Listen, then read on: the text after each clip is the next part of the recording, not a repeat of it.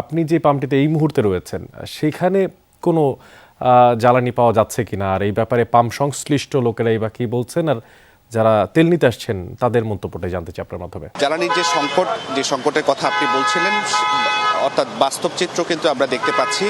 যে সময়টিতে আসলে মানুষ অফিসের পথে ছোটার কথা, যে সময়টিতে আসলে মানুষ তার নিজের ব্যবসা প্রতিষ্ঠানের দিকে ছুটে যাওয়ার কথা, অর্থাৎ সেই সকাল অর্থাৎ ভোর থেকেই কিন্তু আমরা দেখছি যে পাম্পটিতে এখন আছি সেটিতে মানুষ একেবারে জ্বালানির জন্য লাইন ধরেছেন, সিরিয়াল ধরেছেন।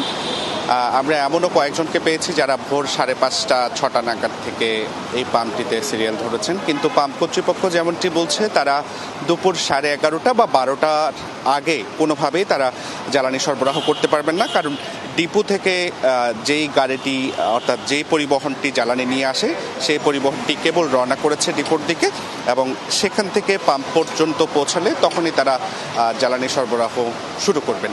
আর চাহিদার কথা যদি বলি, চট্টগ্রামের অধিকাংশ পেট্রোল পাম্প কিন্তু ঘন্টা দুয়েকের মধ্যেই তাদের যে মজুদ সে মজুদ ফুরিয়ে যায়। হাতে গোনা কয়েকটি পাম্প আমরা দেখেছি যেখানে প্রয়োজন মোতাবেক গ্রাহকদের চাহিদা মোতাবেক জ্বালানি সরবরাহ করা হয়। একটু কয়েকজনের সাথে কথা বলবো। আপনার তো এই সময়টা তো অফিসে থাকার কথা, আপনার ইউনিফর্ম দেখে বুঝতে পারছি। তেলের জন্য কি এসেছেন? জি তেলের জন্য স্যার। একজনের সাথে একটু আলাপ করতে চাই। আপনি কটা থেকে এসেছেন? আমি 9টায় আসছি, 9টা থেকে এখানে সিরিয়ালে বসে আছি। এখানে কি চাহিদা মতো তেল দেওয়া হয় আপনাদের? না, 10 লিটার দেওয়া হচ্ছে তেল এখানে। আমার কারের জন্য 10 লিটার দেওয়া হচ্ছে এখানে, 10 লিটার বেশি দেয় না ওরা। সেম 10 লিটার 1000 টাকার এরকম করে দিচ্ছে, কষ্ট হয়ে যাচ্ছে। 4 ঘন্টা 3.5 ঘন্টা এরকম জামে গিয়ে সিরিয়ালে থাকতে হয়। একটু আরেকজনের সাথে কথা বলতে চাই। আপনি কখন নাগাদ এসেছেন? আমি 8টার থেকে দাঁড়ায় আছি এখানে তেলের জন্য। মোটর সাইকেল 300 টাকার জন্য 8টার থেকে দাঁড়ায় আছি, এখনও তেলের কোনো খবর নাই। ওরা বলছে মানে 12টার দিকে দিবে আর কি, এই হচ্ছে কথা।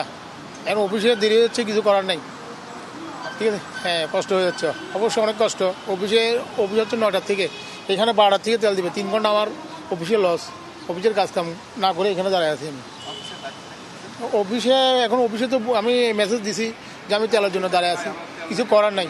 তেল না থাকলে আমরা তো মার্কেটিংয়ে, ঠিক আছে, মার্কেটিং এখন আমার কাজের কোনো ইয়ে নেই। সারা বলছে ঠিক আছে তেল নিয়ে নাও, কিছু করার তো নাই, হচ্ছে কথা। আগে 9টার সময় দিয়েছিল, ঠিক আছে, 10টার দিকে ক্লিয়ার। আজকে এই অবস্থা দেখেন, এটা কী শুরু করতে বুঝলাম না। এরকম করলে কীভাবে আমরা অফিস যাবো, কীভাবে করেন? সমস্যা না, ভোগান্তি নাই আমাদের, ভোগান্তি তো এটা। এই 5টা পুরো এই সাইডে, পুরো কাঠগড় থেকে শুরু করে সব করে তেল নাই। হ্যাঁ, অনেক আপনি শুনছিলেন মানুষের যে ভোগান্তি সেটি কিন্তু তীব্র থেকে তীব্রতর হচ্ছে, এবং পাম্প কর্তৃপক্ষ যেটি বলছে তাদের দৈনিক যে চাহিদা সেই চাহিদা মতো তারা আসলে ডিপো থেকে সরবরাহ পাচ্ছে না। এ ছিল চট্টগ্রামের জ্বালানি পরিস্থিতির সর্বশেষ খবরাখবর। অনেক